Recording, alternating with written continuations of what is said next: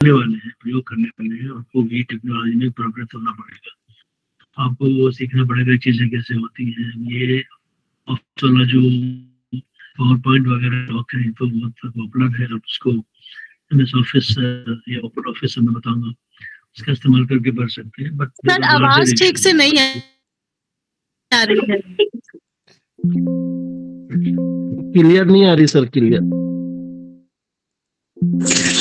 थोड़ा voice crack कर रहा है, इसीलिए ऑडियो इश्यूज।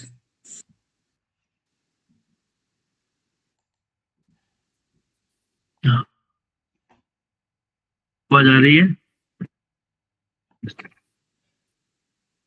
जी सर, अब आ रही है। जी सर, जी सर आ रही है, आवाज आ रही है।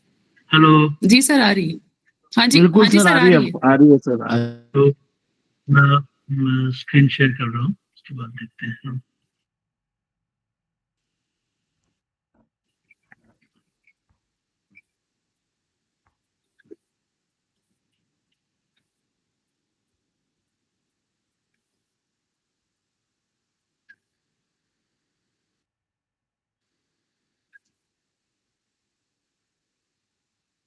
जो विषय दिया है वो डिजिटल में हिंदी और सांस्कृतिक संरक्षण। और कई बार ऐसा होता है कि मेरा स्लाइड जो है वो ऐसा लगेगा कि मैं बोलता जा रहा हूँ, स्लाइड आगे नहीं बढ़ रहा। जो आगे बढ़ तो जो स्लाइड तुरंत मुझे बता दें, फिर मैं बोलता रहूंगा, स्लाइड में कब जाएगी।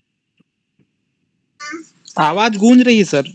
तो ये विषय दिया गया है और इस पर चर्चा करता हूँ मैं। जो ये टेक्नोलॉजी जो बनती है भाषाओं में, इसका इस्तेमाल हम लोग करते हैं, चाहे वो पावर पॉइंट हो, चाहे वर्ड प्रोसेसिंग हो, उसमें चेकर हो, ऑप्टिकल कैरेक्टर रिकॉग्निशन हो, बोलिए और मशीन टाइप करे, या मशीन पढ़ दे, मशीन ट्रांसलेट कर दे, इमेज को टेक्स्ट में कर दे। ये सारी चीजें जो हैं ये इसके बनने की प्रक्रिया होती है और ये हर भाषा में बनने चाहिए। और बने ही नहीं, बनने के बाद जनता को पता होना चाहिए कि क्या बना है, इसका इस्तेमाल कैसे करें, तभी बात आगे बढ़ती है। क्या प्रक्रिया है देखिए जरा सा। सबसे पहले हम क्या करते हैं कि चूंकि अभी डिजिटल टेक्नोलॉजी डेटा से बनती है, तो पहले डेटा बनाने की प्रक्रिया की जाती है और डेटा बनाने से पहले हम मानक बनाते हैं। तो मानक बनाने का काम हर देश में, हमारे देश में जैसे कि ब्यूरो ऑफ इंडियन स्टैंडर्ड्स है, BIS है, वो मानक बनाती है, फिर उसमें सर्टिफिकेशन करती है कि भाई मानक बन गया। और ये मानक जो है, या आपने मानक बनाया, BIS को दे दिया, तो उसको सर्टिफाई करेंगे, तो खुद बनाएगी या दूसरों को लेकर सर्टिफाई। जब मानक बन गए फिर हम बनाते हैं भाषाई रिसोर्स, लिंग्विस्टिक रिसोर्स, राइट। जब लिंग्विस्टिक रिसोर्स बनाते हैं, अच्छा सबको हिंदी भाषा सुलभ है ना, इसमें किसी की दिक्कत तो नहीं हिंदी भाषा बोलने में? नहीं सर, कोई दिक्कत नहीं। नहीं सर, चलने दीजिए। No issue, no issue.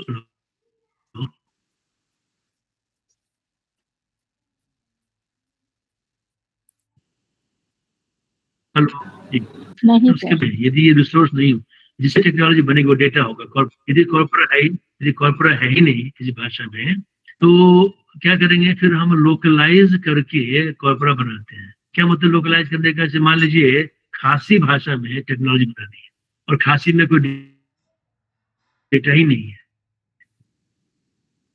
क्या करेंगे? जो आसपास की भाषा है, जैसे कि बांग्ला है, अंग्रेजी मान लीजिए वहां पर डेटा है, तो जिस भी भाषा में डेटा लोग बना रहे हैं उस भाषा से खासी में अनुवाद कर लिया, फिर डेटा बना लिया। इस ढंग के तरीकों से डेटा बनाते हैं। अब जैसे मुझे संथाली का ओल चिकी लिपि में, अब वो उस लिपि में डेटा ही लिखा हुआ नहीं है, तो क्या करेंगे आप? तो आपको जो देवनागरी में लिखा है उसको ओल चिकी में कन्वर्ट करके बनाना पड़ेगा। तो हर जैसे हमें लोकलाइज करके डेटा बनाना पड़ता है। जब डेटा बन गया, यदि प्रत्यक्ष रूप से या परोक्ष रूप से, तो उसके बाद हम उसमें बनाते हैं टेक्नोलॉजी। मशीन लर्निंग का जमाना है, मशीन लर्निंग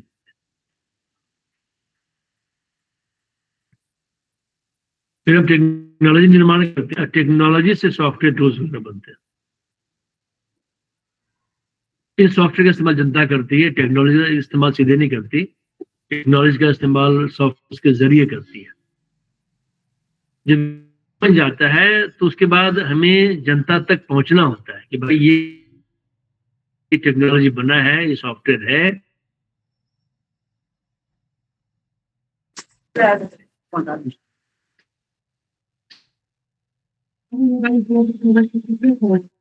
इसका इस्तेमाल कीजिए।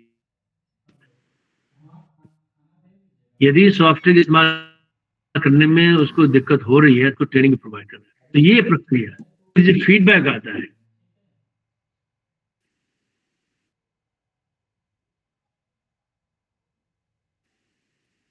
जनता ने इस्तेमाल किया, फीडबैक दिया, तो फिर क्या है, इसको बदलने की। और क्षेत्र हमारे हैं, सर कुछ सबसे नेटवर्क पहले इशू इनपुट है, आउटपुट आवाज की नहीं बात आ कर रही रहे है थे। ठीक से। जी सर, आवाज कट कट के आ रही है। आवाज कट के आ रही है। रुकिए, जी सर। कुछ नेटवर्क इशू है लग रहा है सर। इंटरनेट तो यहाँ पे ठीक स्पीड हमारे यहाँ, स्पीड तो ठीक है, कनेक्टेड।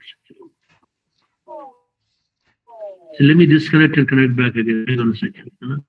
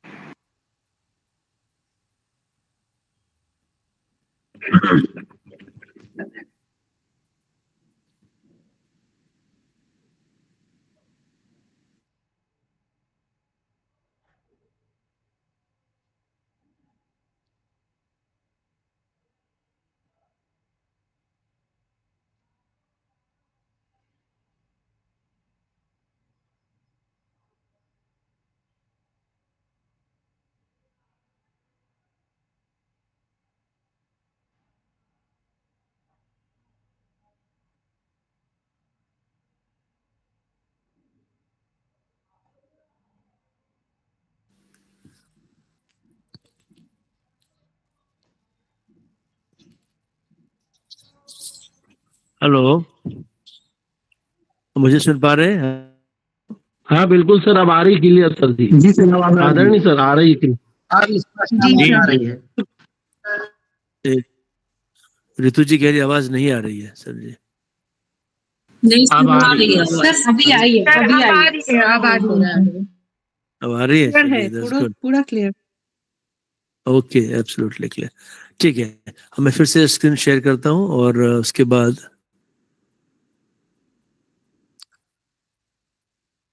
ठीक है। तो जो भाषा प्रौद्योगिकी बनने की प्रक्रिया में बता रहा था कि इट्स कॉम्प्लेक्स प्रोसेस। पहले हम मानक बनाते हैं, मानक के बाद उसको सर्टिफाई करते हैं और उस मानक के हिसाब से डेटा बनता है। डेटा यदि नहीं है तो हम अनुवाद करके, लोकलाइज करके डेटा बनाते हैं उस भाषा में। और डेटा बनने के बाद हम उस टेक्नोलॉजी को ट्रेन करते हैं उस भाषा के लिए और उससे सॉफ्टवेयर बनता है। उस सॉफ्टवेयर को जनता के पास पहुंचाना होता है अवेयरनेस प्रोग्राम्स के जरिए, जनता से इस्तेमाल करवाना होता है। जनता को इस्तेमाल करने में दिक्कत आ रही है तो हम उसको ट्रेनिंग भी देते हैं। ये प्रक्रिया बनाने की सॉफ्टवेयर भाषा में। और क्या क्या है, जैसे कि इनपुट आउटपुट बनाते हैं हम लोग ज्यादा, जैसे कि आपको वर्ड में टाइप करना, फॉन्ट बनाना, फॉन्ट कन्वर्टर बनाना। आप बोल के इनपुट दें, मैं बोलूं मशीन लिख दे, या मैं जल्दी जल्दी टाइप करूं तो प्रिडिक्टिव कीबोर्ड है, मशीन पढ़ के सुना दे, मशीन ट्रांसलेट कर दे, हाथ से लिखूं मशीन टाइप कर दे, ऑप्टिकल कैरेक्टर मैं स्कैन करूं मशीन टाइप कर दे। फिर हम टैगर की बात करते हैं, जो टेक्स्ट है, डेटा है, मशीन उसको आइडेंटिफाई कर ले कि ये संज्ञा, ये सर्वनाम है, ये नाम है, ये जगह का नाम है, ये आदमी का नाम है, ये संस्था का नाम है कि नहीं है, ये वर्ब फ्रेज है, नाउन है, ठीक है। मॉर्फोलॉजिकल एनालाइजर वो शब्द की व्याख्या करे, शब्द को तोड़े, ये प्रातिपदिक है, ये बेस है, ये स्टेम है, ये प्रत्यय, ये उपसर्ग है ना, ये तद्धित है, ये कृदंत है, वगैरह वगैरह। पार्सिंग में पूरे वाक्य की व्याख्या करे, ये संज्ञा पद है, ये क्रियापद है, संज्ञा पद में ये संज्ञा है, ये है, और इसकी ऐसी संरचना है, इसके इतने एडजेक्टिव्स हैं, और ये एडवर्ब है, और ये पार्टिकल है, यहाँ पे इस्तेमाल हो रहा है, यहाँ पे नहीं होता है। ये सारी बातें जो वाक्य के बारे में समझ है वो पार्सिंग हमें बताता है। ASR जो है ये इनपुट आउटपुट में आता है।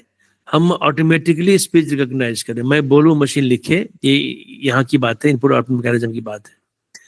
स्पीकर रिकॉग्निशन, बोलने वाले की पहचान, जो बोल रहा है वो कौन बोल रहा है। स्पीच सिंथेसिस, जो लिखा हुआ उसको पढ़ के सुनाए, यदि स्लाइड को मशीन पढ़ के सुनाए तो वो सिंथेसाइज करेगा स्पीच को। अनुवाद, जो एक भाषा से दूसरे भाषा में परिवर्तित करे। क्रॉस लिंगुअल इंफॉर्मेशन एक्सेस, यदि किसी भाषा में मुझे कुछ पूछना है, उस भाषा में डेटा नहीं है, तो मशीन दूसरी भाषा से डेटा सर्च करके अनुवाद करके हमें दे दे। यानी सारी भाषा में समान रूप से सूचना उपलब्ध हो, ये आवश्यक नहीं है। जिस भाषा में कम है तो दूसरी भाषा से सूचना प्राप्त करके आपको अनुवाद करके दे दे। ये क्रॉस लिंगुअल इंफॉर्मेशन एक्सेस होता है। ऑटोमेटिक लोकलाइजेशन, जैसे मान लीजिए हमारा ये पावर पॉइंट का मेन्यू है, ये अपने आप इसका मेन्यू बदल जाए, भारतीय भाषा में हो जाए, जिस भाषा में चाहता हूं। टेक्स्ट की समरी करना, बहुत बड़ा टेक्स्ट है उसका छोटा करना, समराइज करना। टेक्स्ट को सिंप्लीफाई करना, टेक्स्ट कठिन है उसको आसान करना। नाम को पकड़ना, नाम आ रहे हैं बारंबार, उसको पकड़ना कि कौन सा नाम है, किसका नाम है, क्या है। ये सारे हैं कुछ एरियाज, और कई और क्षेत्र बनते हैं इस विषय के, कई बनते हैं। वो सब यहाँ लिख नहीं सकते क्योंकि नए नए क्षेत्र आते रहते हैं। यदि हम इनपुट आउटपुट की बात करें, स्मार्ट इनपुट आउटपुट की बात करें, कि सबसे ज्यादा बेसिक चीजें हैं, आवश्यकता पड़ती है, हर आदमी को आवश्यकता पड़ती है। यदि डिजिटल प्लेटफॉर्म से कोई जुड़ता है उसको ये चाहिए होता है, स्मार्ट इनपुट आउटपुट, चाहे वॉइस हो चाहे लिखने वाला हो। तो सबसे पहले स्कीम्स, स्टैंडर्ड क्या होंगे, किस स्कीम में कीबोर्ड बनाया जाए, कीबोर्ड का लेआउट क्या होगा। अब कीबोर्ड देवनागरी के तो कई सारे हैं, 10 भाषाएं देवनागरी इस्तेमाल करती हैं, तो क्या हर का अलग अलग कीबोर्ड करेंगे, है कि नहीं। तो ये देखना पड़ेगा आपको, क्या मानक उसके होंगे। एडिटर, मैं किस में टाइप करूंगा टेक्स्ट को। यदि मैं मोबाइल में ही टाइप करता हूं तो स्क्रीन खुलता है ना, जहां मैं लिखता हूं, जब लिखा हुआ आता है, वो भी मोबाइल कीबोर्ड एडिटर है। अब हर कंप्यूटर पे एडिटर में टाइप करता हूं। पावर पॉइंट भी एडिटर, वहां में लिखता हूं, एक निश्चित तरीके से लिखता हूं। पावर पॉइंट में मैं टेक्स्ट लिखता हूं, टेक्स्ट को एनिमेट करने के लिए। वर्ड में टेक्स्ट लिखता हूं, एनिमेट करने के नहीं होता है, वो नॉर्मल डॉक्यूमेंट होता है। मैं HTML में भी लिखता हूं। तो हर तरह के एडिटर होते हैं, हर अलग अलग प्रयोजन के लिए, ठीक है नहीं। अब text editor, simple text editor notepad है, वहां पे केवल प्लेन टेक्स्ट लिखेंगे आप। वर्ड में उस टेक्स्ट को आप बोल्ड कर, इटैलिक्स कर सकते हैं, अलाइन हाईलाइट कर सकते हैं। पावर पॉइंट में उसी टेक्स्ट का आप स्लाइड बना सकते हैं, एनिमेट कर सकते हैं। तो हर तरह के एडिटर की आवश्यकता पड़ती है आदमी को अपने संप्रेषण के लिए। ऑप्टिकल कैरेक्टर रिकॉग्निशन वो सॉफ्टवेयर होता है जिसमें मैं प्रिंटेड टेक्स्ट का या मान पांडुलिपि का फोटो मशीन को दूं, वो मशीन उसको टाइप कर दे, स्कैन इमेज को वो टेक्स्ट में कन्वर्ट कर दे, टाइप कर दे। इसका लाभ क्या है। अब मान लीजिए कोई पुस्तक है जिसका फाइल गुम गया है और पब्लिशर को छापनी दोबारा पुस्तक, फिर से टाइप तो नहीं करवाएगा वो, तो क्या करेगा, उस पुस्तक के हर एक पेज का इमेज खींचा और इमेज मशीन को दे, मशीन ने टाइप कर दिया, तो OCR से टाइप हो गया। ये है online hand writing recognition, OLHWR। इसमें हम टैबलेट वगैरह में हाथ से ऐसे लिखते हैं, स्टाइलस पे लिखते हैं, हाथ से ऐसे ऐसे लिखते हैं। साइन भी आप बोलो हाथ से करते होंगे। तो जो हाथ से लिखा गया है इलेक्ट्रॉनिक प्लेटफॉर्म पे, चाहे वो किसी पेन से, इलेक्ट्रॉनिक पेन से या उंगली से, उसको मशीन टाइप कर दे। उसके लिए हमने एक माइक्रोसॉफ्ट का प्रोजेक्ट किया था, आगे बताऊंगा। एक है ASR, ऑटोमेटिक स्पीच रिकॉग्निशन। इसमें जो मैं बोल रहा हूं मशीन यथावत टाइप करे, उसको गलतियां कम करे। फिर मुझे टाइप नहीं करना पड़ेगा। यदि ऐसी बात हो गई तो टाइप करने का झंझट नहीं रहेगा, और मुझे पढ़ना नहीं पड़े। उसके लिए टेक्स्ट टू स्पीच होगा, टेक्स्ट को स्पीच में कन्वर्ट करे।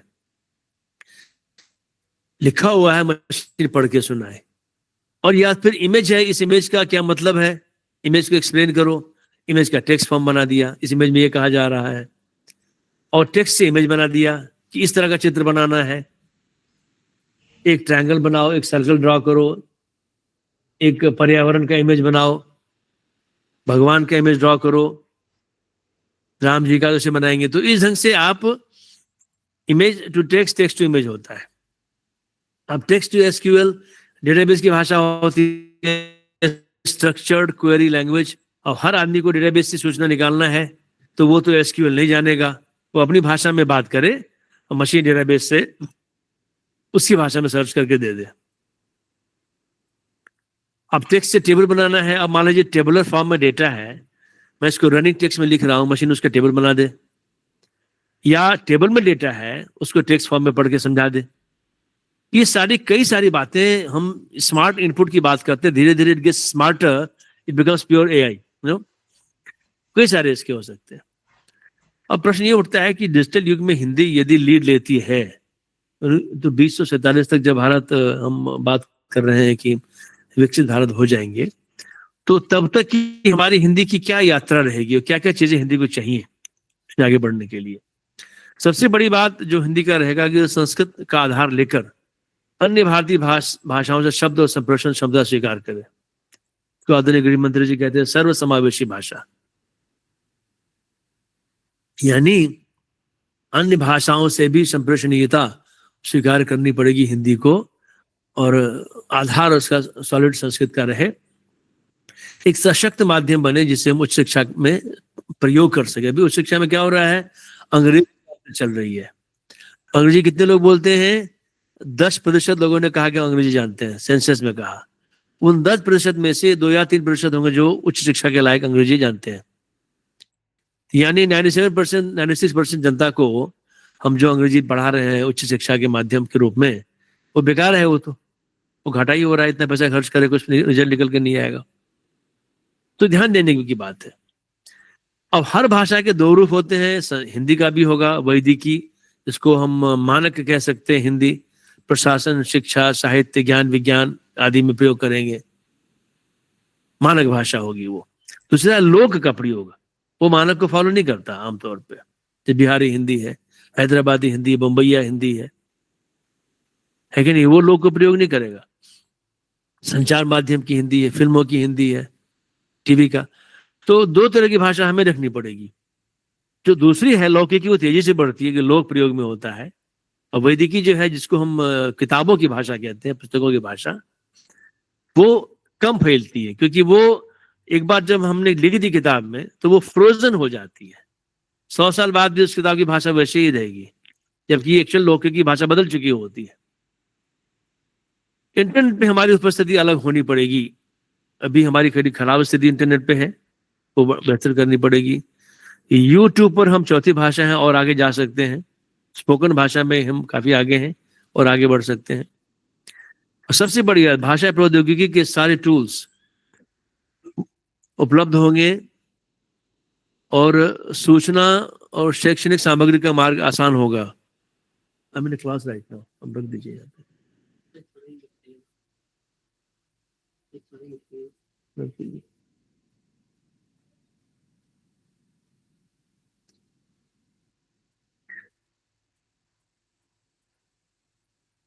और सामग्री निर्माण आसान, इसको बंद कर दीजिए इसको।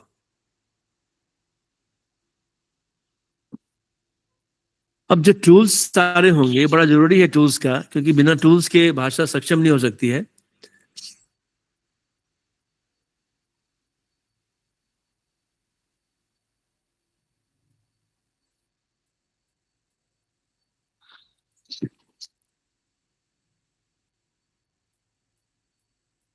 और यदि हमें सारी सुविधाएं हिंदी के लिए उपलब्ध करानी पड़ेंगी, तो जो भी टूल्स अंग्रेजी के लिए उपलब्ध हैं, जिससे अंग्रेजी काफी तेजी से बढ़ रही है, किसी को कोई दिक्कत नहीं होती अंग्रेजी टाइप करने में, वो सारे टूल्स उपलब्ध हों और बड़े बड़े लार्ज लैंग्वेज मॉडल तैयार हो हिंदी के लिए, और हम एक भारतीय नाम से विशाल डेटा समूह वाला या लक्षणों वाला हम एक हिंदी की एलएलएम की कल्पना कर सकते हैं।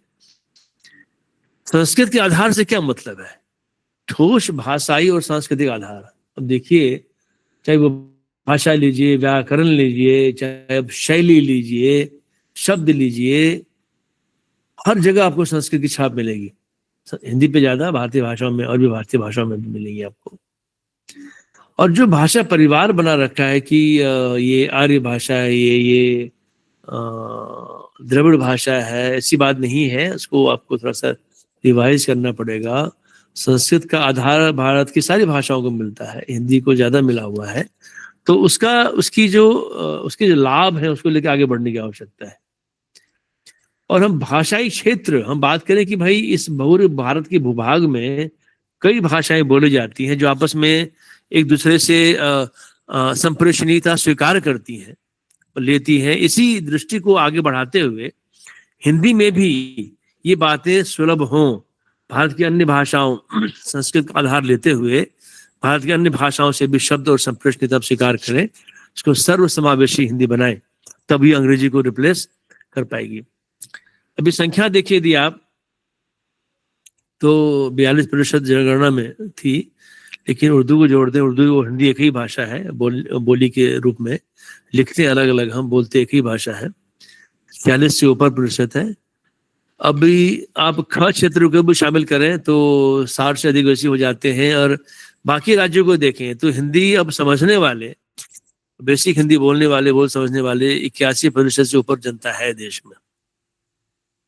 अब हिंदी की 55 उपभाषाएं हैं और उपभाषाओं की उपभाषाएं भी हैं, यानी जो हिंदी की बोलियां हैं 55 तो अधिकृत बोलियां हैं, उन अधिकृत बोलियों की भी उपबोलियां हैं। अब देखिए ये सारी हिंदी दाएं तरफ देख रहे हैं ना, हिंदी की बोलियां हैं, गवारी, गोजरी, हंडूरी, हरियाणवी हिंदी, जौनपुरी, कांगड़ी, खड़ी बोली वगैरह वगैरह। इनकी भी जैसे गढ़वाली है हिंदी की एक बोली, इसकी अपनी 12 उपभाषाएं, गढ़वाली की अपनी भाषा 12 है। इस हिसाब से सैकड़ों बोलियां हिंदी की हो जा रही हैं। तो हिंदी एक बड़ी भाषा है और इसको और सर्वस्वीकृत बनाने के लिए हमें उपाय करने पड़ेंगे। अब मैं जो बात कर रहा था संस्कृत के आधार की बात, हिंदी की बोलियों को पहले आप देखें। जैसे एक बज्जिका है, छत्तीसगढ़ी है, भोजपुरी है, राजस्थानी है, कुमायूनी है। आप सबके वाक्य देखें, आप देवनागरी में दिया आप लिखते हैं, सीता एक पका आम खा रही है, सीता एक पका आम खवाते, खा रही खवाते, खाई छे खतारी, खावे हैं आम खाने। ज्यादातर क्रिया के रूप में अब खा जो है, खाद संस्कृत खादती, वो एक तरह से आपको मिल रहा है हर जगह, और उसी का तरह तरह का रूप आपको मिल रहा है। ये मैं बॉटम अध्ययन की बात करता हूं कि हम आधारभूत अध्ययन करें, तो भारत की अन्य भाषाओं में भी संस्कृत के रूट्स काफी ज्यादा गए हुए हैं, उसका लाभ हमें मिल सकता है। भाषा वैविध्य देखें तो मानक हिंदी का इतना है, छत्तीसगढ़ी के इतने बोलने वाले हैं, और बज्जिका, पहाड़ी, कुमायूनी, चमोली, मसूरी, ये सब की भाषा अलग अलग है। मैं आपको कुछ भाषा पहाड़ी का देखिए आप, तो आपको उसका मिलेगा।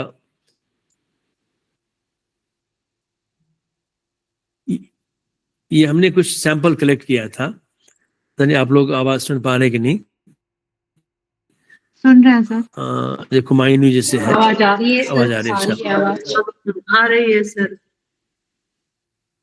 ये कोई कहानी, कुमानी की कहानी, ये गाना गाएंगे, ठीक है। तो हर जगह की अपनी अलग शैली है, लेकिन यदि आप उसको लिख के आप एनालिसिस करेंगे तो आपको समानता काफी मिलेगी।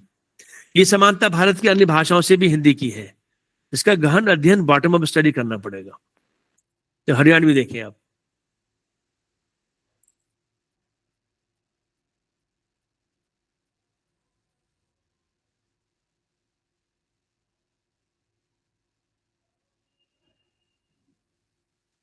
ये हरियाणवी कोई स्टूडेंट बता रही है, नाम टेक रखा था, नाम रख रखा था, नाम टेक रखा था। तो इस तरह के अन्य आपको प्रयोग मिलेंगे, इंटरेस्टिंग प्रयोग मिलेंगे। इससे हिंदी और काफी मैं समझता हूँ कि डाइवर्सिफाइड होती है और काफी मैं समझता हूँ काफी धनी हो जाती है हिंदी। और ये कमजोरी की बात नहीं है। जितना भी शब्द नए नए आएंगे हिंदी में बोलियों से, अन्य भारतीय भाषाओं से, हिंदी और सर्वसमावेशी बनेगी। माननीय गृह मंत्री जी का एक बहुत बड़ा उपक्रम है, अभी आज मीटिंग भी आज भाषा में है कि हिंदी सर्वसमावेशी बने, और एक कोश बना रखा है हिंदी ऑनलाइन कोश, हिंदी शब्द सिंधु का। इसमें उसका ये इंटरफेस है, आप कोई शब्द सर्च करें तो आपको वॉइस से भी सर्च कर सकते हैं, हिंदी सर्च कर तो सारा उसका परिचय आपको यहाँ पे जो डिटेल में आएगा उस कोश का आएगा। अभी हम उसको सीडैक को दे रखा है। तो इसमें तो हर भाषा में, जैसे मान लीजिए कि मैं तमिल में दैनंदिनी की जो शब्दावली 200-300 वो सारी इसमें आ जाएगी, मलयालम की आ जाएगी। तो ऐसी हिंदी निकल के आएगी जो कि सबको स्वीकृत होगी। हिंदी से दूरी जो भाषाओं की है वो कम होगी। ये इसका आइडिया एक है। अब एक भाषाओं से दूरी को कम करने के लिए हमने एक प्रोजेक्ट ऐसे किया था हिंदी से 17 अन्य भारतीय भाषाओं का। जो मान लीजिए हिंदी का वाक्य है, इसको उड़िया में कहना है, तो उड़िया वालों ने अनुवाद किया, इसको आप यदि देवनागरीकरण करेंगे तो बहुत सी बात समझ में आ जाएंगी आपको। अंकन, इसका हमने इसको टैग किया पार्ट ऑफ स्पीच से। अब ये मराठी में है, ये गुजराती में है, ये तमिल में है, ये बांग्ला है, तेलुगु, असमिया, मलयालम, ऐसे करके सारी भाषाओं में है। तो यदि आप इस ढंग से एक हिंदी के वाक्य को समकक्ष रखेंगे अन्य भाषाओं में और देखेंगे तो आपको आंतरिक सिमिलैरिटी काफी मिलेगी, जिससे अच्छा लगता है कि भाषा की संप्रेषणीयता और बढ़ सकती है ऐसे अध्ययन और किए जाए तो, और शब्दावली स्वीकृत हो अक्रॉस। तो और शब्दावली समान जब यहाँ मिलती है वो संस्कृत की मिलती है सारी भाषाओं में, तो उसको स्वीकार करना अच्छा रहता है। और कई इस तरह के कार्य हुए हैं। हिंदी, संस्कृत और शब्दावली आयोग जो है वो द्विभाषी, त्रिभाषी, बहुभाषी कोश बनाता है अन्य भाषाओं का। वो आप देख सकते हैं ऑनलाइन शब्द पोर्टल पे सारा है। क्यों आवश्यकता इसकी है? आवश्यकता इसलिए है कि जब अंग्रेजी का वो हमें बदलना है तो 2035 में मैकॉले के 200 वर्ष पूरे हो जाएंगे। उससे पहले यदि अंग्रेजी को हमें रिप्लेस करना है तो एक ऐसी भाषा चाहिए जो उसका स्थान ले सके, हर दृष्टि से सक्षम और सशक्त हो। तो ऐसी हिंदी ही अंग्रेजी का स्थान ले पाएगी। यदि आप भारत की भाषाओं का देखें तो 22 भाषाएं हमारे संविधान में है, 270 हमारी मातृभाषाएं हैं, 121 भाषाई समुदाय हैं, 1369 हमारी भाषाएं गिनाई गई हैं सेंसस में। सबसे बड़ी लिपि देवनागरी है, उसके बाद देखिए बांग्ला है, अब पर्शियो अरेबिक लिपि भी है जो ध्वन्यात्मक नहीं है। बाकी सारी लिपि, इसके अलावा बाकी सारी लिपियां ब्राह्मी से आई हैं, ये लिपि बाहर की है। तो हमें लिपि का ख्याल रखना पड़ेगा। यदि भाषाओं का जो परिवार गिनाया गया है उसमें आप 19 भाषाएं जो हैं, 15 ये इंडो आर्यन, 4 द्रविड़, ये कम से कम आप देख लीजिए 98% के करीब जनता हो जाती है, 98%। 2.1% जनता जो है 3 भाषा की बोलने वाले हैं, तिब्बती, बर्मी, बोडो, मणिपुरी और ऑस्ट्रोएशियाई संथाली। ये 4 हो गए, तमिल, तेलुगु, कन्नड़, मलयालम, ये 5-15 इंडो आर्यन भाषा है। तो ये भाषाओं का रिप्रेजेंटेशन है। नई शिक्षा नीति में हम भारतीय भाषाओं को लाना चाह रहे हैं बहुत तेजी से। तो हमें हिंदी को यदि करना है माध्यम तो क्या करना पड़ेगा? शब्दावली सारी हिंदी में होनी चाहिए ताकि किसी विषय को हम लिखना चाहें, पुस्तकें लिखना चाहें तो शब्दावली का अभाव ना हो।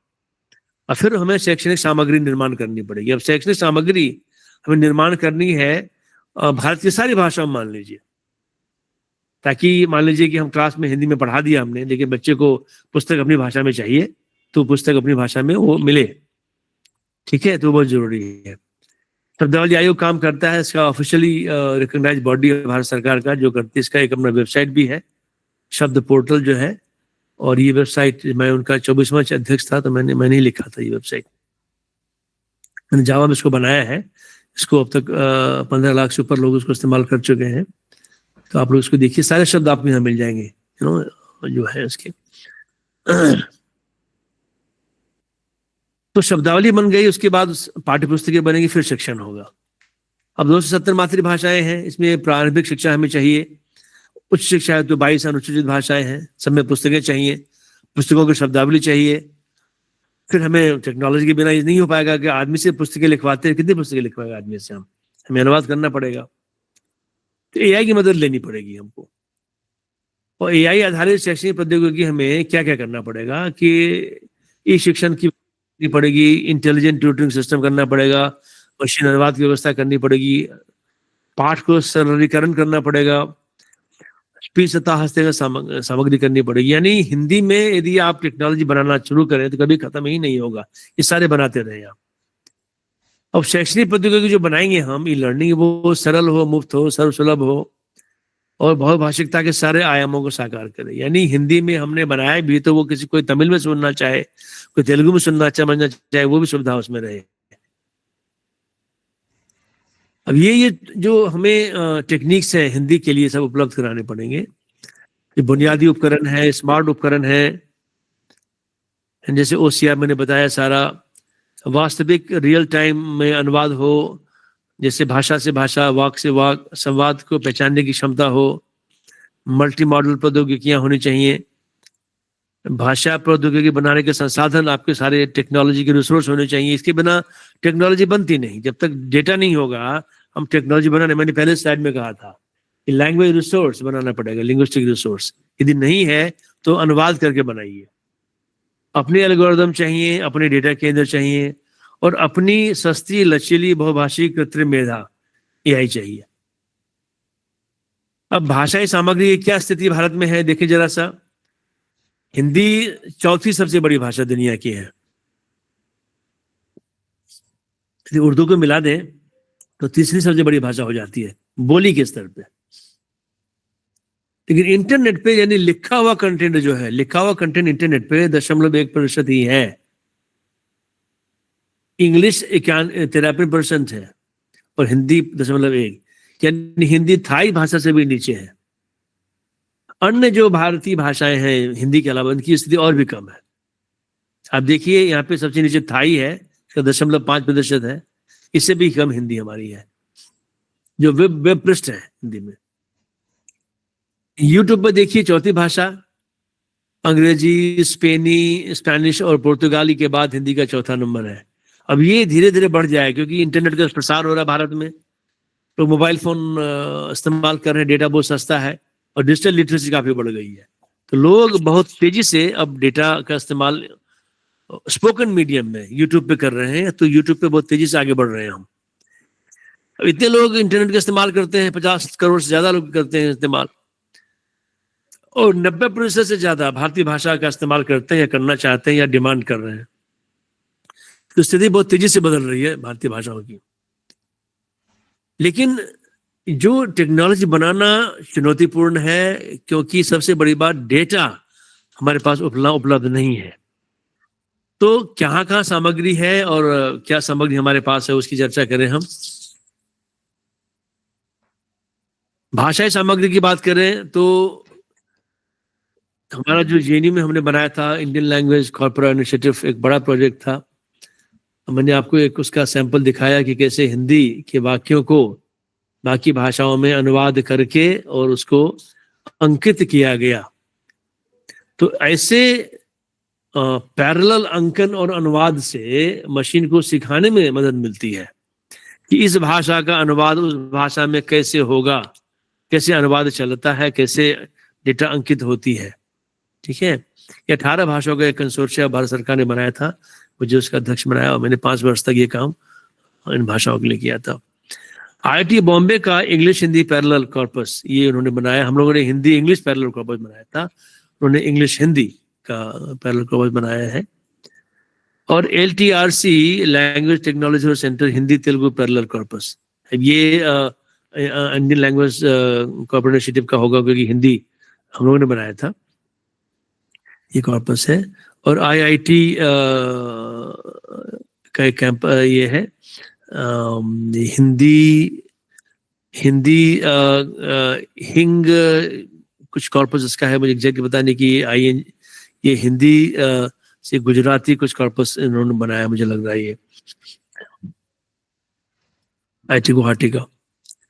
अब TDIL का जो कॉर्पस है सबसे बड़ा है वो हमारा इंडियन लैंग्वेज कॉर्पोरेट इनिशिएटिव का सारा कॉर्पस वहाँ पे है। 18 भारतीय भाषा का वहाँ से ले सकते हैं। TDIL का LDCIL जो CIL मैसूर का है वो कॉर्पस है, वो आप आई थिंक उन्होंने 130 करोड़ शब्द बनाए थे हिंदी के, याद है।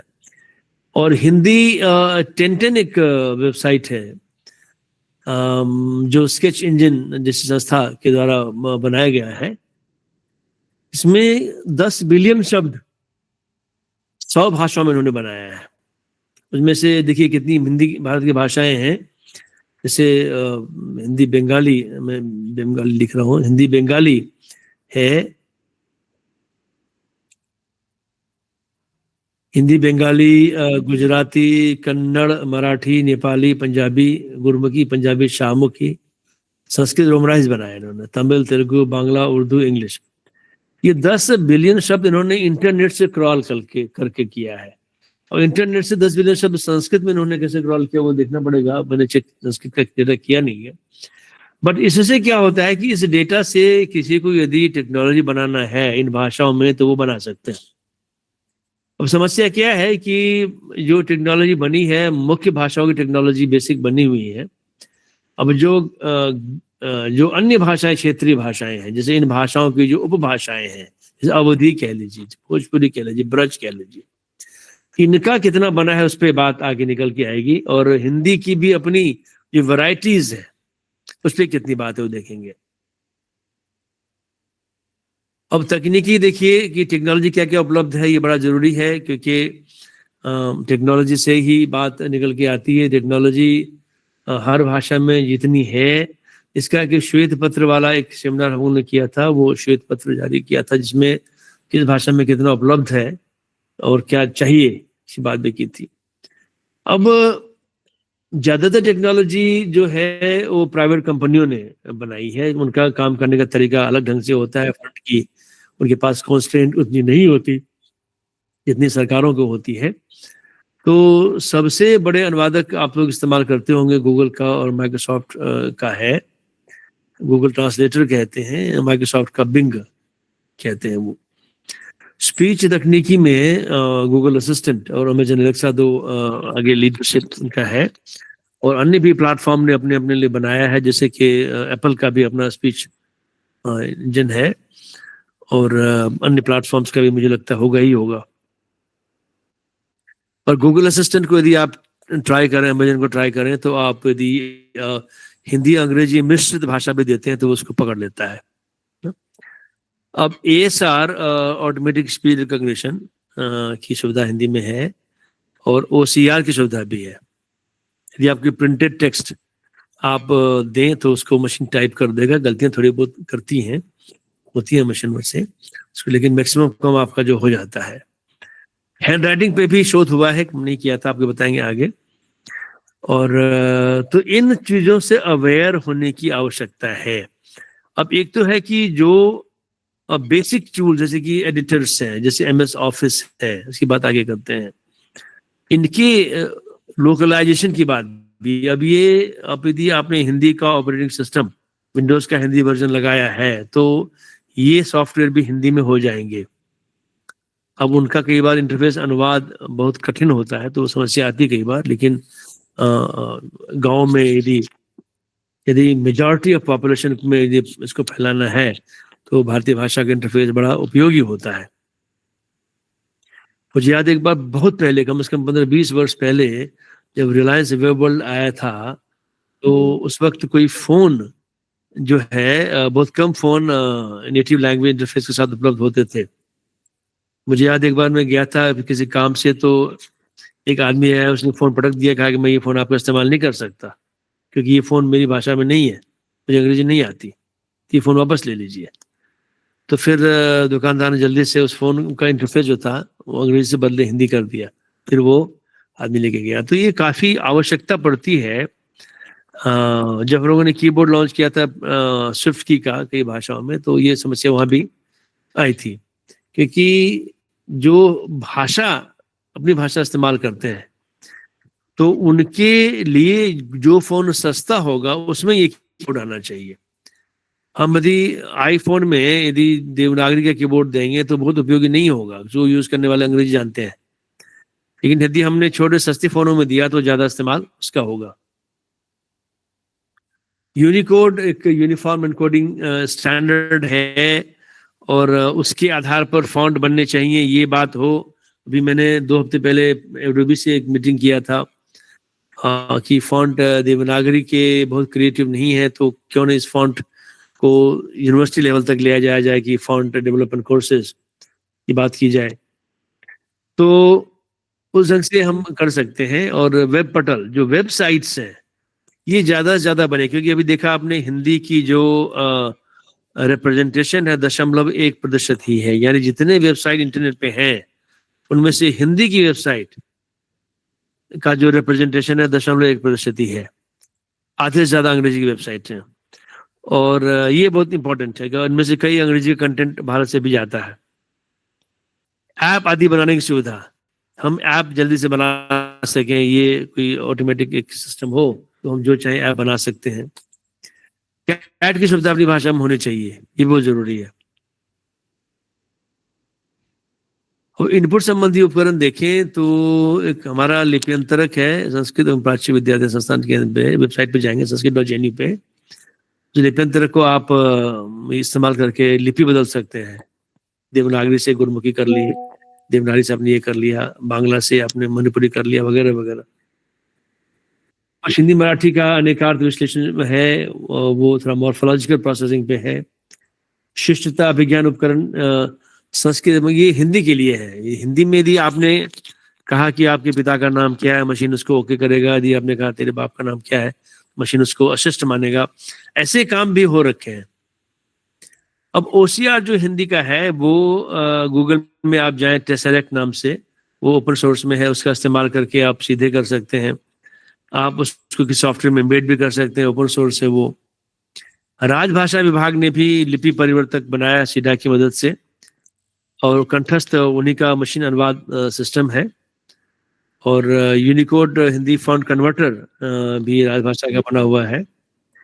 और वर्तनी चेकर भी गूगल का है, और गूगल वाणी लेखन भी है, स्पीच इनपुट वाला भी है।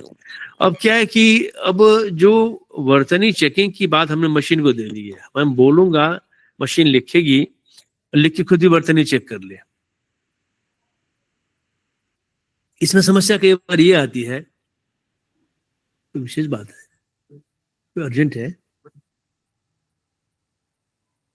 इसलिए मुझे कुछ फाइल साइन करने दीजिए, समथिंग वेरी अर्जेंट।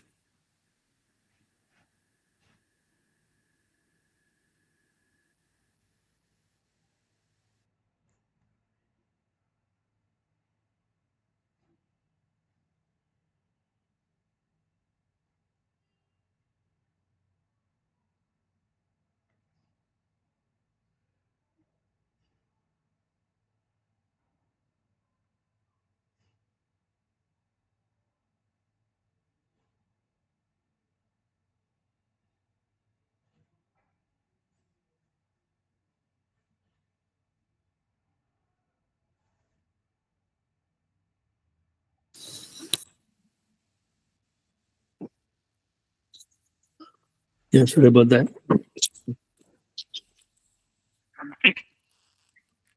अब गूगल वाणी लेखन भी, सब लोग सुन रहे हैं मेरी बात?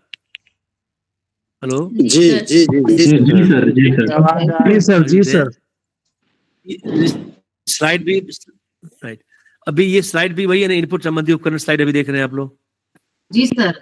स्लाइड, जी सर। ठीक, चलिए। तो क्या है कि ये जो सारे ढेर सारे अवयव उपकरण बने हुए हैं, और ये अवेयरनेस होना चाहिए कि आप देखिए क्या क्या उपलब्ध है और कैसे चीजें हो सकती हैं, इस्तेमाल करें। जैसे वर्ड प्रोसेस एडिटर्स है, ये आमतौर पे शुरुआती सॉफ्टवेयर होता है जिससे हम टाइप कर सकें। जैसे अब एक 12 तीसरा सॉफ्टवेयर देखिए, ये फ्री है, अब फ्री हुआ करता था, अब पता नहीं है कि नहीं। हमारे साइट पे sanskrit.jnu.ac.in और डाउनलोड में आपको ये बड़ा मिल जाएगा, जब ये फ्री वर्जन इसका मिल जाएगा आपको। इसमें आप भारत की किसी भाषा में टाइप कर सकते हैं आसानी से, तो वो टाइप कर सकते हैं। MS ऑफिस में किसी टाइप कर सकते हैं आप, सुविधा है। ओपन ऑफिस है। कई बार एमएस ऑफिस क्या है कि आप एमएस ऑफिस में आपको पैसा लगता है, फ्री नहीं है वो। तो ओपन ऑफिस ने एक बनाया था किसी संस्था ने, वो जो फॉस वाले ग्रुप है ना, फ्री एंड ओपन सॉफ्टवेयर वाला ग्रुप जो है, उन्होंने तो किया था। तो अभी भी है, इसका कई वर्जन है। इसमें आप वर्ड एमएस ऑफिस जैसा काम कर सकते हैं, पीपीटी भी बना सकते हैं, और इसमें आप टाइप भी कर सकते हैं। वो वही सारा काम कर देता है। और लाभ क्या है कि ये फ्री है। यदि आपने टाइप किया इसमें, तो आप एमएस ऑफिस में खोल लीजिए, खुल जाएगा डॉक्यूमेंट। एमएस ऑफिस के डॉक्यूमेंट आपको मान लीजिए पढ़ना है और आप नहीं पढ़ पा रहे हैं, आपको एमएस ऑफिस नहीं है, इसमें खोल लीजिए, इसमें पढ़ लीजिएगा आप। उस ढंग से इन्होंने इसको बनाया। वो सारी सुविधाएं इसमें एमएस ऑफिस में कि जो है वो ओपन ऑफिस में भी है। और बड़ा एक कर्नाटक सरकार ने एक उपक्रम किया था, शायद एनजीओ हो गया है इनका, टाइपिंग का है सुविधा इसमें। और तो वो टाइपिंग कैसे करते हैं, वो बड़ा को इंस्टॉल करना, उसको फिर अपनी भाषा में सेट करना, मैं इसी का इस्तेमाल करके भारतीय भाषा में टाइप करता हूँ। दूसरा है प्रेडिक्टिव कीबोर्ड। ये क्या होती है प्रेडिक्टिव कीबोर्ड? अब मैंने कुछ टाइप किया और आगे मैं क्या कर सकता हूँ, पॉपुलर है या मैं आमतौर पे जो टाइप करता हूँ वो सामने दे देगा वो। अब मैं जा रहा तो हूँ, मोस्ट लाइकली जो है हूँ वगैरह ज्यादा फ्रिक्वेंट होगा तो वो वहां पे आ जाएगा पहले से, ताकि आपको दोबारा टाइप नहीं करना पड़े। तो आपकी टाइपिंग की आदत से, फ्रीक्वेंसी से, इंटरनेट पे डेटा का जो प्रसार है उसके हिसाब से, या अन्य लोग दुनिया में जो टाइप कर रहे हैं और जो क्लाउड पे टाइपिंग बिहेवियर सेव होता रहता है, उससे वो लर्न करता है, सीखता है कि क्या आप टाइप करने वाले हैं। कि कुछ भाषा पे हमने काम किया था, वो आगे बताएंगे आपको। Soft keyboard. अब जब हम वेबसाइट पे टाइप करते हैं तो आप देखेंगे कि कोई सॉफ्ट कीबोर्ड होता है, उसको आप अपने स्कीम में चेंज कर लें, उससे आप टाइप करें। तो जो भी आपको, क्योंकि वो अंग्रेजी कीबोर्ड में तो 26 अक्षर होते हैं, 26 दूनी 52 हो गए, 26 एक है, ए अपर केस में है, तो अब बिना शिफ्ट के लोअर केस हो जाएगा, शिफ्ट करेंगे तो अपर केस हो जाएगा। अब इसके स्कीम में आपको भारत की लिपियों को सेट करना है, तो कई सारे कॉम्बिनेशन इस्तेमाल करने पड़ते हैं। तो उस तरह का सॉफ्ट की में सुविधा रहती है कि आप शिफ्ट ऑल्ट क्या दबा के क्या टाइप करना चाहते हैं कर लें। फिर एडोबी एक बड़ा है जो डॉक्यूमेंट्स में उसका बिजनेस का मेन है। तो एडोबी एडिटर तो फ्री नहीं है, एडोबी रीडर फ्री होता है, एडिटर फ्री नहीं होता, और काफी महंगा है, इससे बहुत उसका प्रसार नहीं है। लेकिन उसके भी पब्लिशिंग में लोग इस्तेमाल करते हैं, क्योंकि फॉन्ट वगैरह बड़े उसके आकर्षक होते हैं।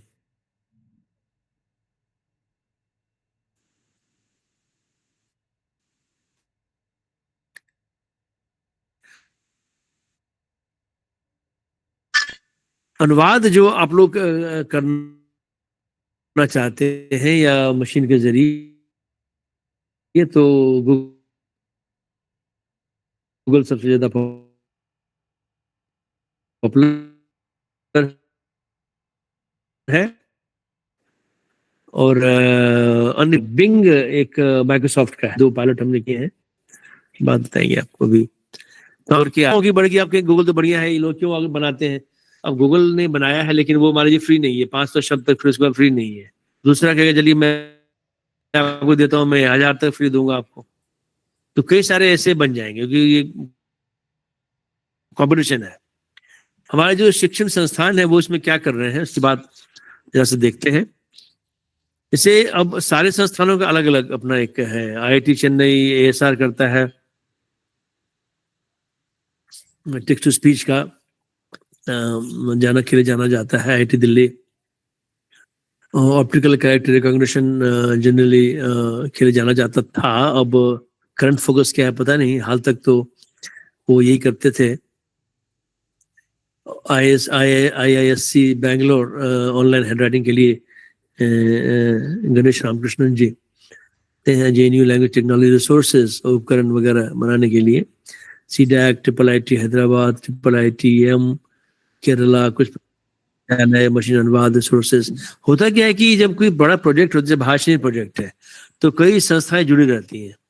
तो मशीन अनुवाद कर रहे हैं, किसी को रिसोर्स बनाने के लिए दिया है, किसी को मशीन ट्रेन करने के लिए दिया है, किसी को और काम करने, ऐसे कर करके सब करते हैं। आईटी बॉम्बे मशीन अनुवाद वर्डनेट आगे करते रहे हैं। अब पुष्पाचार्य वहां पर थे, उनके गुजर जाने के बाद अब वहां पे कौन लीड लेगा पता नहीं। अभी जादवपुर विश्वविद्यालय, आईआईटी पटना आदि भी अलग अलग काम में लगे हुए अपने। अब जो तकनीकी विकास से संबद्ध सरकारी विभाग हैं वो क्या काम करते हैं? राजभाषा विभाग, गृह मंत्रालय, बड़ा काम भी हम लोग अभी वहीं पे किससे जुड़े हुए हैं। हिंदी का ऑनलाइन सबसे बड़ा कोर्स बनाना है। अब भारतीय भाषाओं के लिए प्रौद्योगिकी विकास के लिए सूचना मंत्रालय जो है हमारा, इंफॉर्मेशन टेक्नोलॉजी मंत्रालय है, MeitY बोलते हैं, MEITY, तो उनका उपक्रम रहा है। कई दशकों से वो काम कर रहे हैं इस पे। और शब्दावली आयोग जिसका कि मैं भी पिछला चेयरमैन था, तो इनका भी रहता है शब्दावली निर्माण में, इनका ऑफिशियल मैंडेट है। और केंद्रीय हिंदी प्रशिक्षण संस्थान जो है, इनका ट्रेनिंग से रिलेटेड है, ये भी तकनीक में लगे रहते हैं। हिंदी संस्थान आगरा का और उसके कई और सेंटर्स हैं जो दिल्ली में भी है, ये भी अपने काम करते हैं। अनुवाद ब्यूरो का भी काम है। अब भारत सरकार के जो अपने सांप्रतिक उपक्रम है मशीन अनुवाद से संबंधित, तो वो कौन कौन से हैं?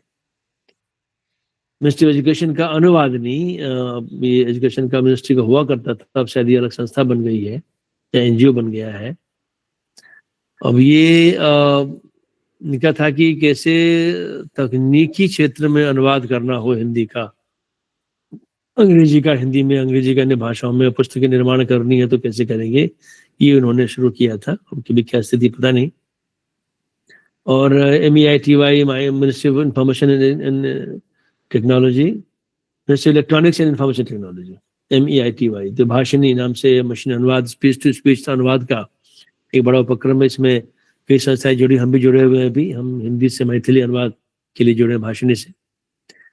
IIT बॉम्बे का एक दूसरा ग्रुप है, गणेश रामकृष्णन, ये गणेश रामकृष्णन है, ये नाम बोल रहा हूँ इनका, गणेश ही है शायद नहीं, इनका उड़ान परियोजना है, ये भी कंप्यूटर साइंस की फैकल्टी है। और हाँ, गणेश रामकृष्णन है। IISc बेंगलोर की AG रामकृष्णन है, ये गणेश रामकृष्णन है। ये उड़ान परियोजना इनका है। और हम लोगों ने एग्रीमेंट भी साइन किया था जब CSCD में था।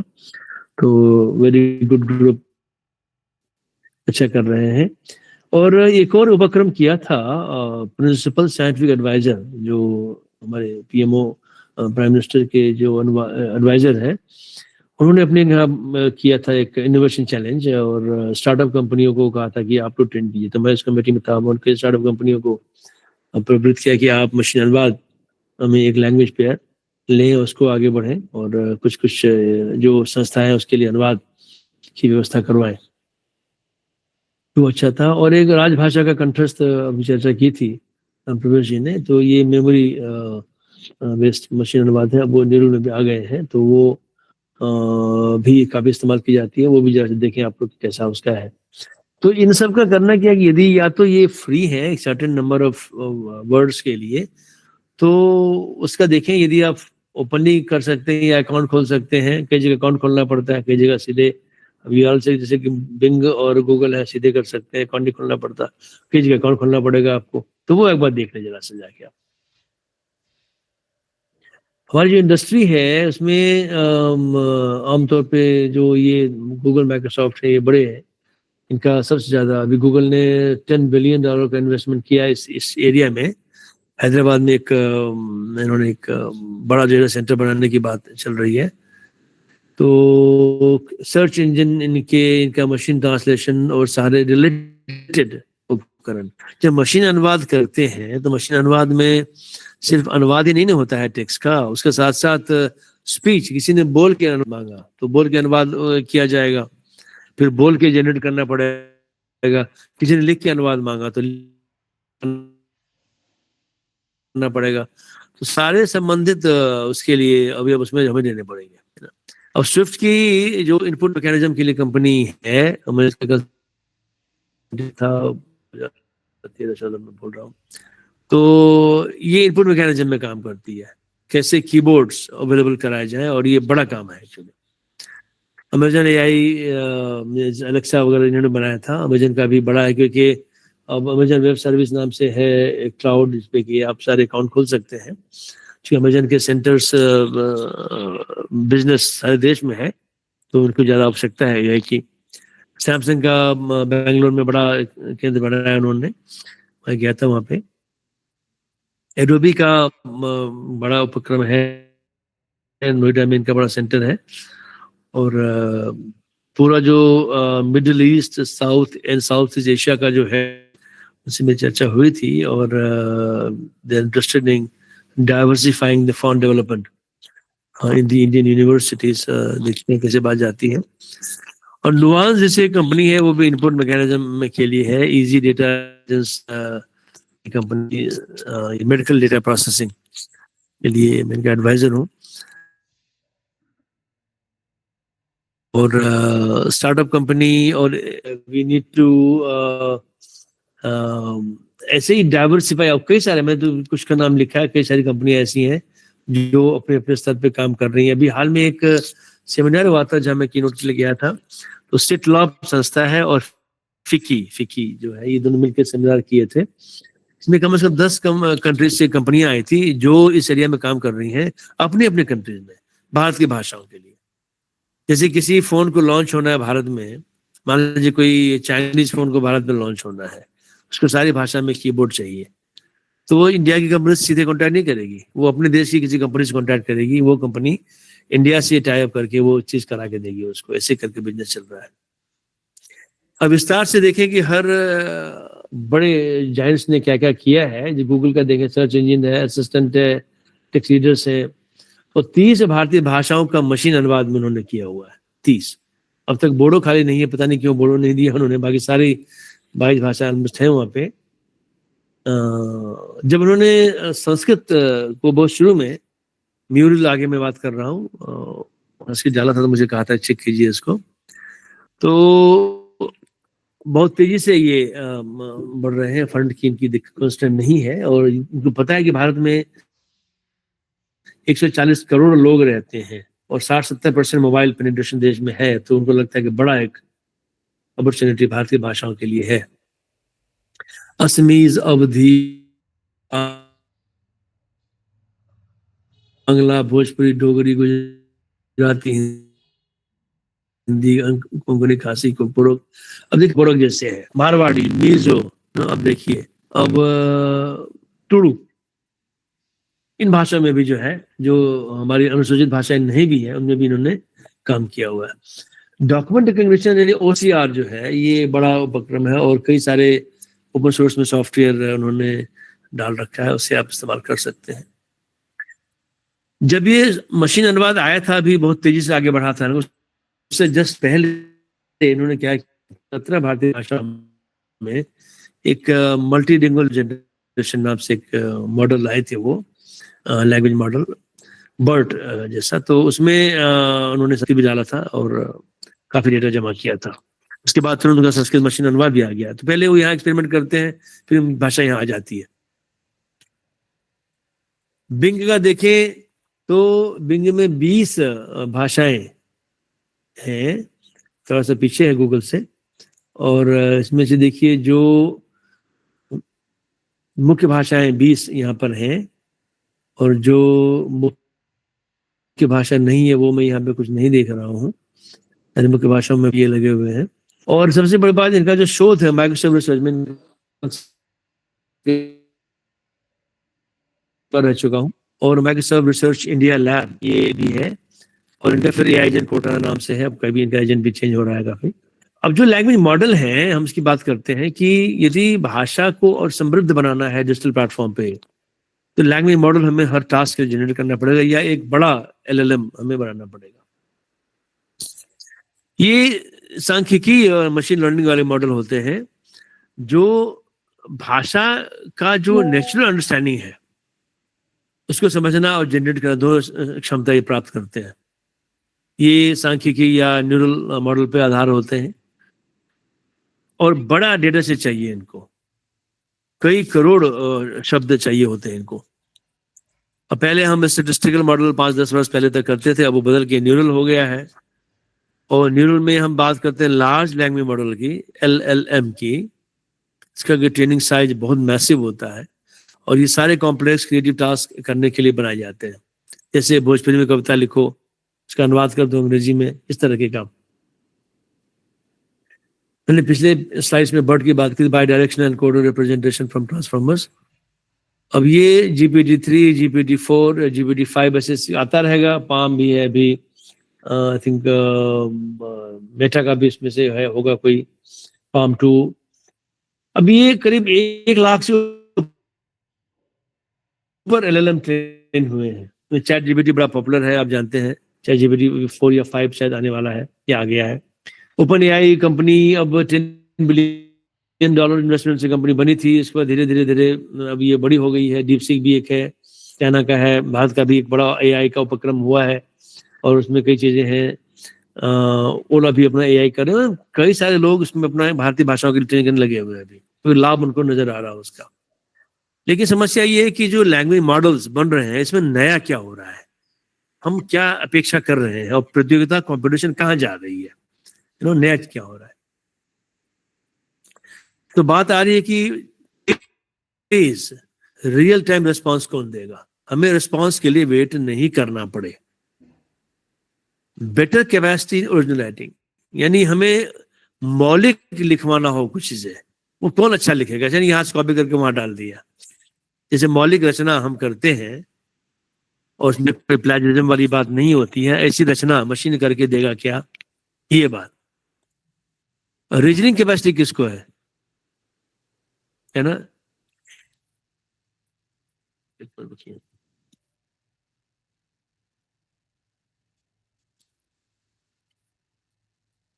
रीजनिंग कैपेसिटी इसका ज्यादा होगा। और जैसे मनुष्य रीजनिंग करते हैं, वो सुविधा होनी चाहिए, वो क्षमता होनी चाहिए। क्रिएटिविटी हो, जैसे हमने कहा कि भाई हिंदी के ऐसे शब्द ढूंढो 10 जो कि हिंदी में है ही नहीं, नए शब्द बिल्कुल, उसको एक्सप्लेन करो, ऐसी क्रिएटिविटी। कविता लिख दो, उसका अनुवाद कर दो, गाना बना दो। और कॉस्ट हो रहा है, यदि हम उसको डेवलप करें एआई को, तो वो कंपनी आगे बढ़ेगी जिसका डेवलपमेंट कॉस्ट कम होगा, जिसको ट्रेन करने में कम एनर्जी खर्चा हो रही है, कंप्यूट टाइम कम है और ज्यादा फास्ट है, कम हीट जनरेट कर रहा है। ये सारी बातें। पावर कंजम्पशन कम ले रहा है, कम पावर में हो जा रहा है। डिप्लॉयबिलिटी है, हम उसको आसानी से डिप्लॉय होस्ट कर सके। मान लीजिए मोबाइल फोन पे होस्ट करना हो, ये भी संभव हो। अब जब एक LLM ट्रेन होता है तो उसका साइज कई गीगाबाइट में होता है। मोबाइल पे होस्ट करने में दिक्कतें आएंगी, इसको हम फिर डिस्टिल करते हैं, छोटा बनाते हैं, कॉम्पैक्ट करते हैं। Must scale to newer language. अब जो मान लीजिए नई हमने एक बनाया, मान लीजिए भारती नाम से हिंदी का LLM बनाया, मान लीजिए अब गोंडी पे भी काम करना है, लद्दाखी पे भी काम करना है, तो उस पर भी ये चले, ऐसा नहीं कि उसमें फेल हो जाए वो। अब जो ऐसी भाषाएं जहां की डेटा कम है, जैसे गोंडी मैंने बताया, लद्दाखी बताया, खासी बताया, इन भाषाओं पे भी काम कर सके। सिक्योरिटी बहुत जरूरी होगी। मुझे याद है एक बार एक एआई का सत्र साहित्य अकादमी में था,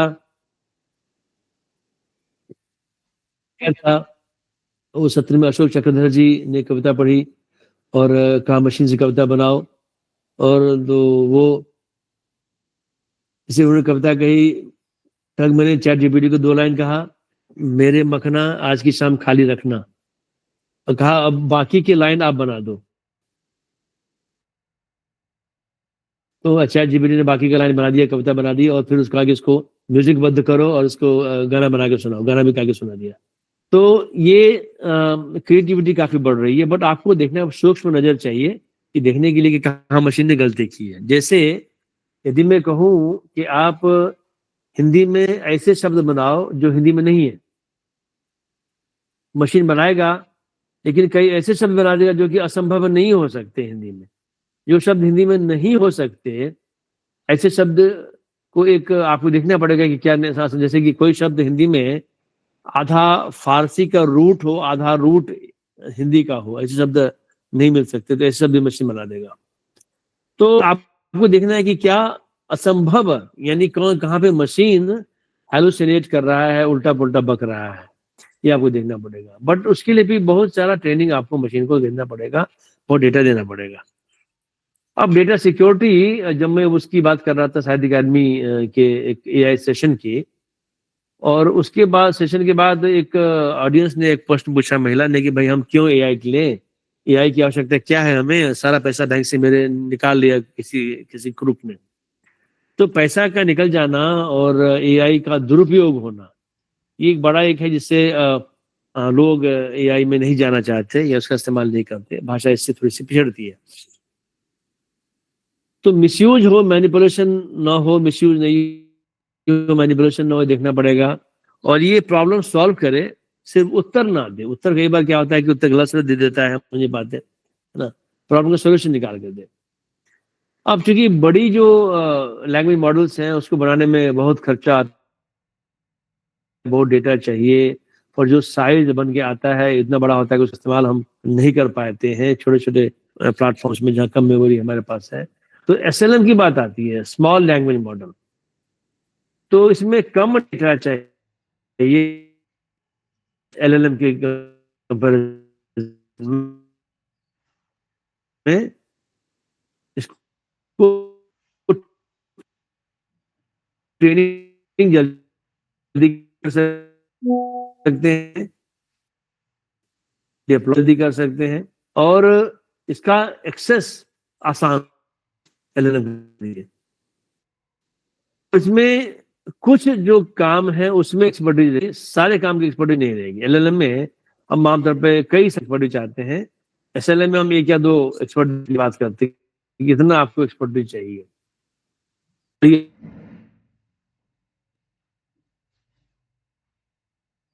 एसएलएम डेटा सिक्योरिटी में ज्यादा अच्छे होते हैं, ये बात भी है। क्या करना चाहिए हमें? अब देखिए 1369 भाषा में बनाए, ये बहुत कठिन होगा। 18 डोमेन डेटा का होता है, हमें डिटेक्शन है, मेजर मेजर टास्क इसे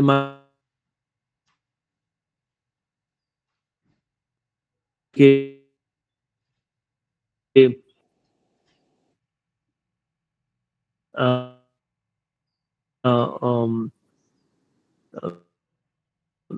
एजुकेशन है, एडमिनिस्ट्रेशन है, हेल्थ है, कई सारे हैं। इस सारे डोमेन में, इन सारे कार्य क्षेत्र में आपको डेटा जमा करना है।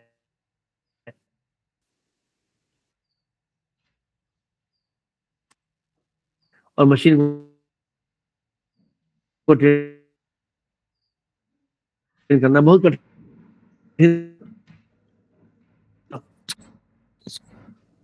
तो क्यों नहीं एक हम जनरल सा एलएलएम बना ले, लार्ज लैंग्वेज मॉडल, जो सारे जगह चल जाए, इस ढंग से करे। ये भी चर्चा होती है। तो संस्कृत भाषा का आलम्बन एक आधार जैसे बन जाएगा, ये ऐसा मेरा एक प्रवचन है। इसके लिए भाषा संकलन और स्टोर करना पड़ेगा आपको।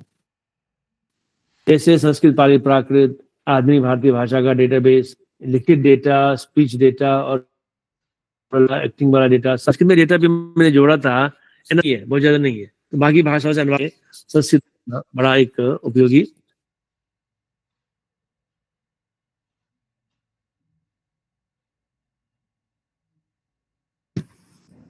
सर लग रहा है वो हो गए हैं, आवाज स्पष्ट नहीं आ रही थी, नेटवर्क भी ठीक नहीं था।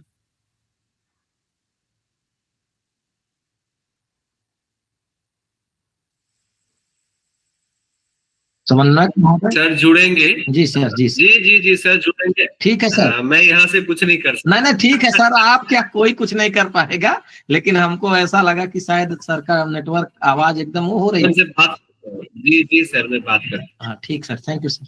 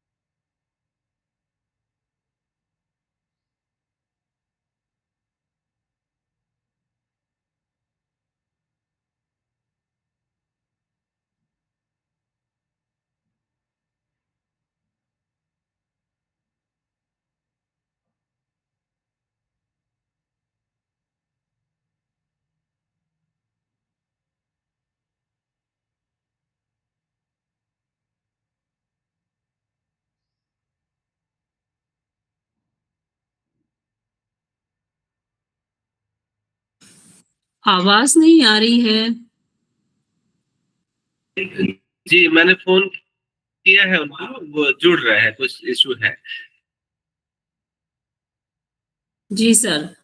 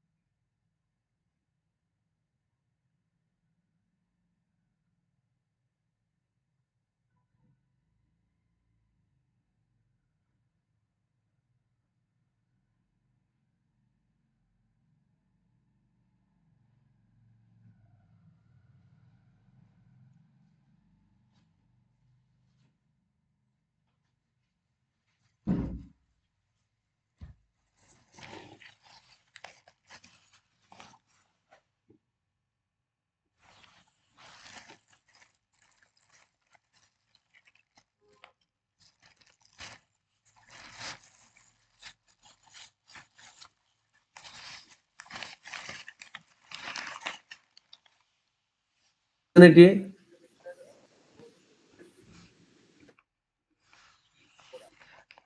अच्छा ठीक ठीक ठीक, बच्चे की बता दिया आपने। ओके।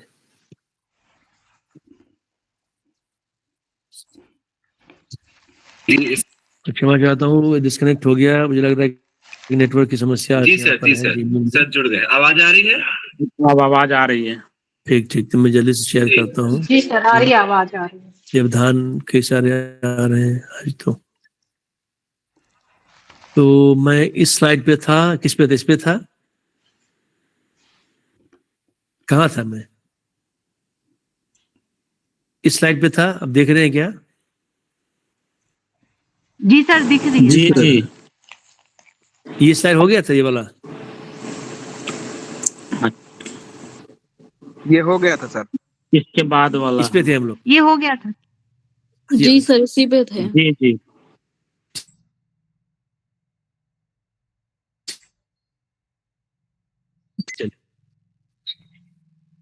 चलिए, बहुत बहुत लॉस नहीं हुआ। चलिए, तो जो रोजगार के अवसर बढ़ते हैं भाषा में, तो भाषा और सशक्त बनती है। आगे वो भाषाएं रहेंगी जिसमें डिजिटल, अब से उनकी 55 भाषा है, किताबें बनानी पड़ेंगी हमको। तो इसके लिए आपको अब की आवश्यकता पड़ेगी। हर बोली में यदि हमें किताबें, बेसिक किताबें देनी है स्कूली शिक्षण के लिए, क्योंकि मातृभाषा में शिक्षण हमें नई शिक्षा नीति तय करनी है। अनुवाद अनुवाद हम मशीन, तो वो बेसिक अनुवाद को, ऐसे मान लीजिए मैं विज्ञान के क्षेत्र में अनुवाद कर रहा हूँ, मैं भी टेक्नोलॉजी क्षेत्र में अनुवाद कर रहा हूँ गूगल से, तो वो इफेक्टिव अनुवाद नहीं होता है। वो ठीक करना, तो अनुवाद की प्रक्रिया में आप ऐसे डेटा तैयार करें सारे अन्य क्षेत्रों में भी अनुवाद को संपुष्ट कर लें। यदि Google natural language understanding unit जो है इन्हीं बातों पे शोध कर रहा है, हमें 2 पायलट मिला था, उसकी बात हम करेंगे आगे। मशीन अनुवाद और एलएम का उपक्रम। अब लार्ज लैंग्वेज मॉडल बनाने के लिए हमें ये बहुत बड़ा डेटा सेट जो है भाषा में तैयार करना पड़ेगा और उसको हमें ट्रेन करके मशीन अनुवाद की प्रक्रिया करनी पड़ेगी, लार्ज लैंग्वेज मॉडल के करनी पड़ेगी। सबसे कठिन काम मशीन अनुवाद का ही मशीन के लिए होता है, उसकी व्यवस्था करनी पड़ेगी। अब जो टेक्नोलॉजी के डेटा तैयारी करना, लिखित डेटा, वो वाणी वाला डेटा और video data, unimodal, bimodal, multimodal. फिर कॉर्पोरा का एनोटेशन मैंने दिखाया आपको, कैसे कॉर्पोरा जो एनोटेटेड है, हिंदी का वाक्य गुजराती, मराठी, तमिल में कैसे ट्रांसलेटेड एनोटेटेड है, ये अंकन, इसके लिए टूल्स होते हैं, हमारे पास टूल्स हैं, उसकी मदद से अंकन किया जा सकता है। हिंदी शिक्षण बड़ा एक क्षेत्र है डेटा का, इसमें बहुत नौकरियां मिलती हैं। देखिए, डेटा जमा करना, डेटा टैग करने के छात्रों को नौकरी मिलती है। हम लोग भी अपने सारे छात्रों को सिखाया एनोटेशन करना। हिंदी शिक्षण, अंतर सांस्कृतिक प्रशिक्षण, इंटर कल्चरल ट्रेनिंग। यदि कोई हिंदी में भी देश में कोई आ रहा है, उसको हिंदी सीखना है, विदेशी को, तो उसको कैसे आप ट्रेन करेंगे हिंदी में। मीडिया में, फिल्मों में, संगीत में, डबिंग में बहुत आवश्यकता पड़ती है। टेलीकॉल में बड़ी आवश्यकता पड़ रही है, संपादक की आवश्यकता पड़ती है। तो स्टार्टअप संस्कृति में भी हिंदी की आवश्यकता काफी पड़ रही है। कई लोगों ने आइडिया लिया, जैसे एक आइडिया ये है कि मान लीजिए कि किसानों को पैसा आया, कोई सरकार की तरफ से पैसा आया, वो किसान पैसा निकाल नहीं पा रहा है, उसको एसएमएस आता है कि पैसा आपके बैंक में आया, वो पढ़ नहीं पा रहा है। तो ऐसा कोई टूल हो कि जो उसके कानों में बात पहुंचा दे कि आपके अकाउंट में इतना पैसा आया है फोन से, फिर वो कि मुझे निकालना है, तो उसी से उसका पैसा निकल जाए, उसको घर में पहुंचा दे। ऐसे टूल्स यदि भाषा के लिए छोटे छोटे बनेंगे। एफआईआर दिखाने के लिए लोग जाते हैं और एफआईआर आप बोल रहे हैं, पुलिस वाला अपनी भाषा में लिख रहा है और उसने वहां गड़बड़ी कर दी, आप पढ़ नहीं सकते, एफआईआर पुलिस वाले भी डिपेंड करेंगे क्या लिख रहा है। तो यहाँ भी ऐसे छोटे छोटे टूल्स चाहिए जो कि मशीन को अपने आप वो एफआईआर लिख दे, मशीन लिख दे, और उसमें लिखे कीवर्ड से एक्ट भी निर्धारित कर दे, ताकि बेईमानी का स्कोप कम रहे। हर स्तर पे लाखों करोड़ों सॉफ्टवेयर की आवश्यकता है इस देश में। और मुझे याद है कम से कम 10 वर्ष पहले हम लोग गए थे, मैं पुष्पक भट्टाचार्य, आदरणीय भट्टाचार्य जी का भी देहांत हो गया पिछले 2-3 हफ्ते पहले। हम लोग एक बड़ा उपक्रम देश में करने वाले थे। फकीर चंद कोहली जो टीसीएस के फाउंडर है, उनसे मिलने गए थे आइडिया लेने के लिए। तो मरीन ड्राइव के पास उनका बहुत बड़ा बिल्डिंग है, उसके ऊपर टॉप फ्लोर पर उनका ऑफिस था, वहाँ गए थे। उन्होंने हमें ब्लैक कॉफी पिलाई थी और कहा था कि हम टीसीएस में लैंग्वेज डिवीजन शुरू करेंगे।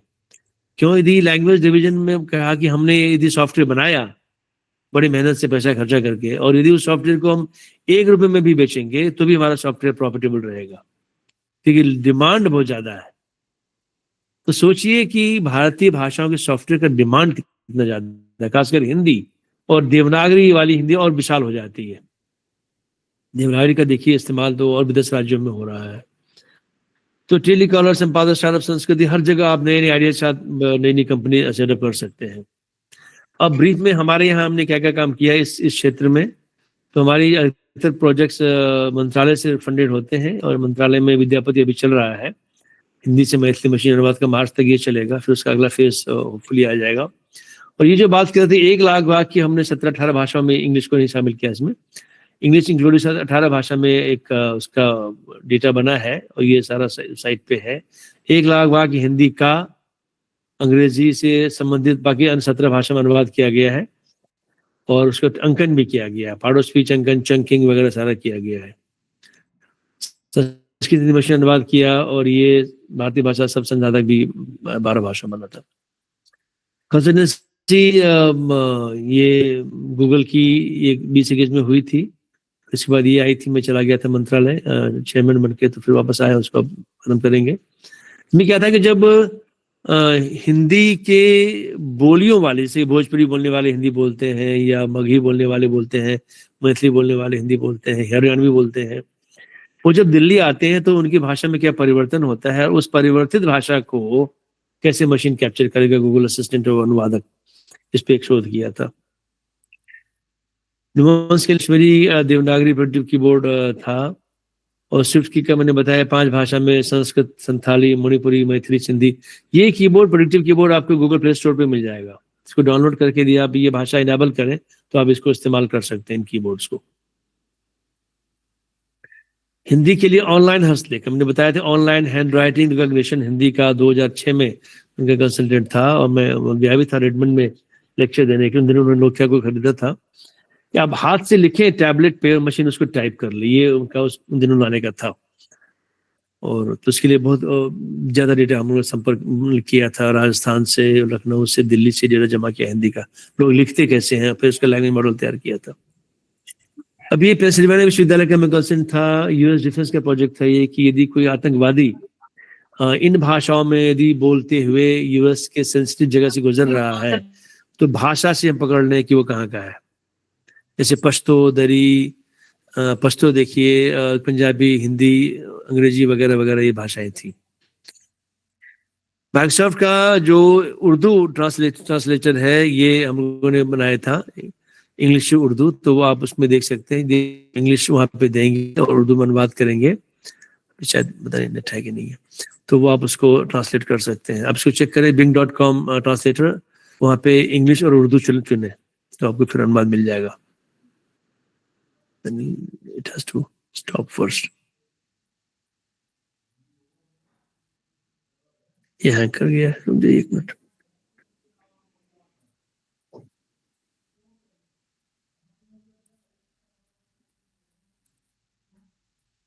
रुक जाइए।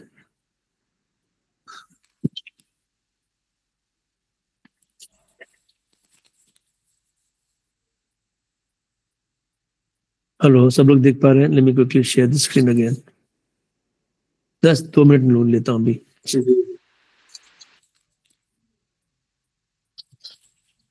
तो ये माइक्रोसॉफ्ट ट्रांसलेटर हब है, इसको आप करेंगे क्लिक तो ये शुड गो। अभी नेट नहीं है क्या, आई डोंट नो, फिर से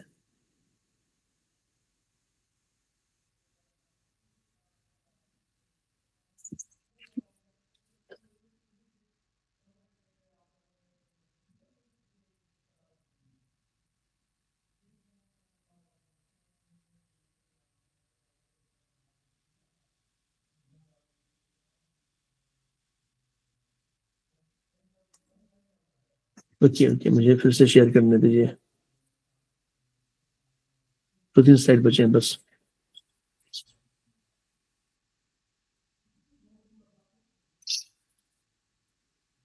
तो bing.com पे जाए तो उर्दू हमारे ग्रुप का किया हुआ है इन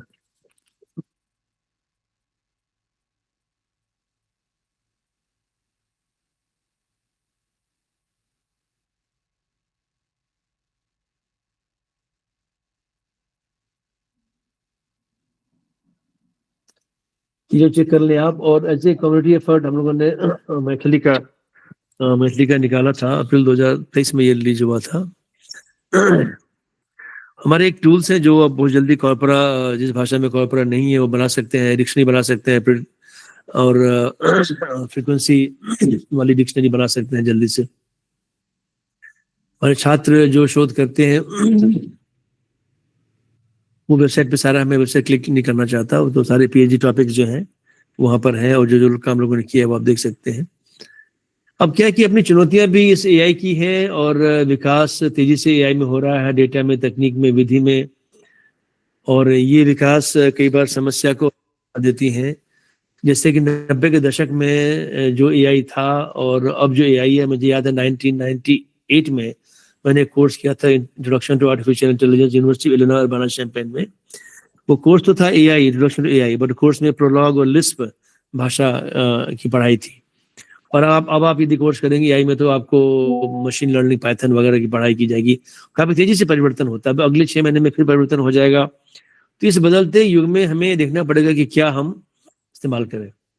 तो एक सशक्त भारत की पहचान हिंदी है और हम विकसित भारत की तरफ बढ़ रहे हैं, तो हमें एक सर्वसमावेशी मजबूत हिंदी लेनी पड़ेगी संस्कृत का आधार बनाकर, और उच्च माध्यम शिक्षा का माध्यम हमें हिंदी रखनी चाहिए और उससे कम समस्या आएगी। यदि हम कोई और भाषा अंग्रेजी रखते हैं तो 90% लोगों को, से ज्यादा लोगों को दिक्कत होगी। यदि हम हिंदी रखते हैं तो कम लोगों को, 20% को दिक्कत होगी, और जो दिक्कत हम आसानी से मशीन अनुवाद से दूर कर सकते हैं, किताबों से दूर कर सकते हैं। अखिल भारतीय वैज्ञानिक दर्शक तकनीकी शब्दावली जो कॉमन ग्लॉसरीज तकनीकी हो, ये गोल है बड़ा भारत का, लेकिन कठिन है ये।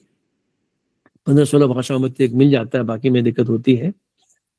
और भाषा प्रौद्योगिकी में हम कोर की बात करें, जो कॉमन कोर सारी भाषा में जो चीजें कॉमन है, शब्दावली, शैली, व्याकरण, उसके आधार पे हम एक सिस्टम बनाए, बाकी प्लगइन्स की बात करें।